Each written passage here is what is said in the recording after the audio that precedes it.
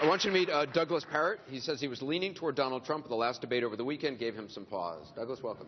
Senator Rubio, the United States economy seems to be chugging along at an anemic 2% GDP. Household incomes are down. Workplace participation is down. The stock market seems to be trending down. And the Fed has been stimulating our economy for the past decade. And this is what we have to show for it. Could you prioritize 3 actions that you believe we must take as a nation to turn this economic ship around? First of all, let me just address the Fed issue, Douglas. That's not the Fed's job to stimulate the economy. The Fed is a central bank. It is not some sort of overlord of the economy. They're not some sort of special Jedi council that can decide the best things for us. The Fed is a central bank. Their job is to provide stable currency. And I believe they should operate on a rules-based system where they have a very simple rule that determines when interest rates go up and interest rates go down. Today, it's like a magic 8-ball. We don't know when they're going to raise interest rates, and it creates an incredible amount of uncertainty in the marketplace. Your question goes to the core of something deeper, and then I'm going to get to the 3 points. We are living through a massive and rapid economic transformation. This is not an economic downturn. This is a massive economic transformation. We are having the Industrial Revolution every 5 years. You can be on the cutting edge of an industry today, and in less than 5 years, you're obsolete. And that is disruptive.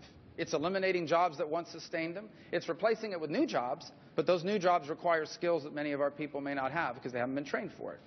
So the first thing is we have to make ourselves a friendlier place in a globally competitive economy. You look at South Carolina. Why is South Carolina attracting manufacturing? I'll tell you why, what it's doing. It's lowering its taxes. It's reducing the regulatory burden. These things are important.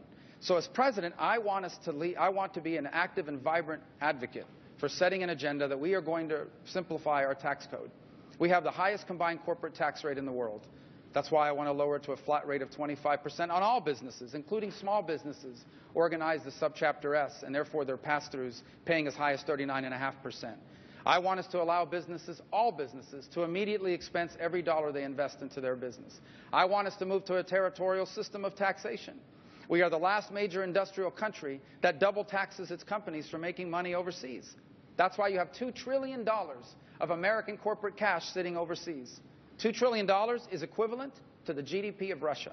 That's how much American corporate cash is not being invested here that is being invested overseas.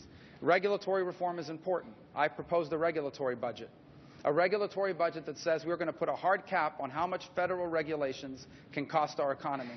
And that will force agencies to reduce regulations, and it will say if you're going to add a new regulation, you're going to have to cut an existing one, because regulations are a burden. The third thing that we're going to have to address in order to get our economy growing is the national debt. It stands at $19 trillion with close to $100 trillion in unfunded liabilities. We will have a debt crisis in America soon if we do not address it. In less than 5 years, 83% of the federal budget will be consumed by Medicare, Medicaid, Social Security, and the interest on the debt. That means we will only have 17% of our budget left for everything else, including the military. That's unacceptable. That's a debt crisis.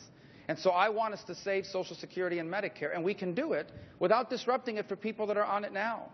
My mother's on Social Security and Medicare. I am against any changes to those programs that's bad for my mother. It's a pretty good policy. But it won't look the same for me. Instead of retiring at 67, I may have to retire at 68. If I was still in the Senate, I'd be one of the youngest people there.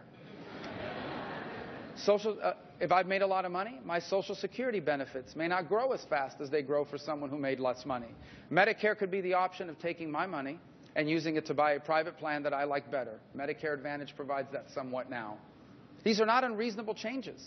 They're not too much to ask of me, who's 25 years away from retirement, in exchange for balancing our budget, bringing our debt under control, and leaving Social Security and Medicare undisturbed for current beneficiaries. You deal with our debt, you roll back regulations, you scale down our tax code, and you are going to see America lead the world in the 21st century economy. We fail to do that, we remain stagnant like we are right now. Thank you for your question. Senator Rubio, we're going to take a quick break.